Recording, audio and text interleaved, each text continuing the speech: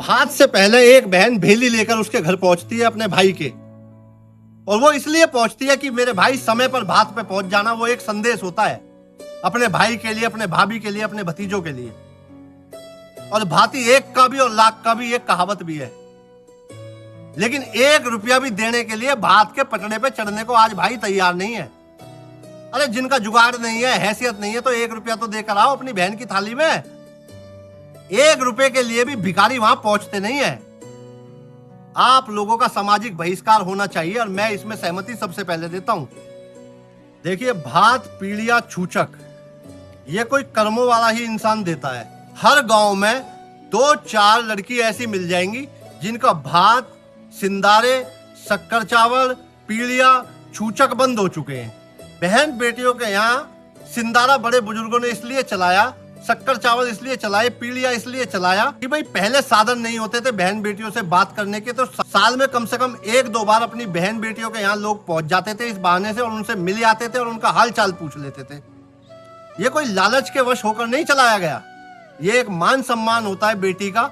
उसके ससुराल में उसकी मान को बढ़ोतरी मिलती है जिनके भाई शक्कर चावल, तीज त्योहार देते हैं बहन बेटियों को। एक सूट से, थोड़े से श्रृंगार के सामान से, थोड़े से बतासों से, घेवर से कोई बहन बेटियों के यहाँ कोठी ना बन जाती।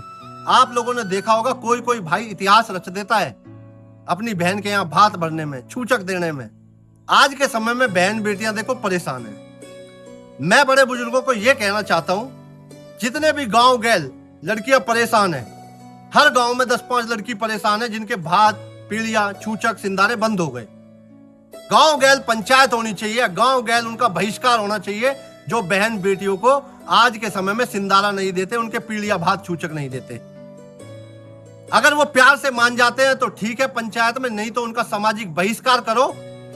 और गांव के सामाजिक प्रतिष्ठित व्यक्ति उस बहन बेटी की जिम्मेदारी लो, उसका मान सम्मान बढ़ाओ।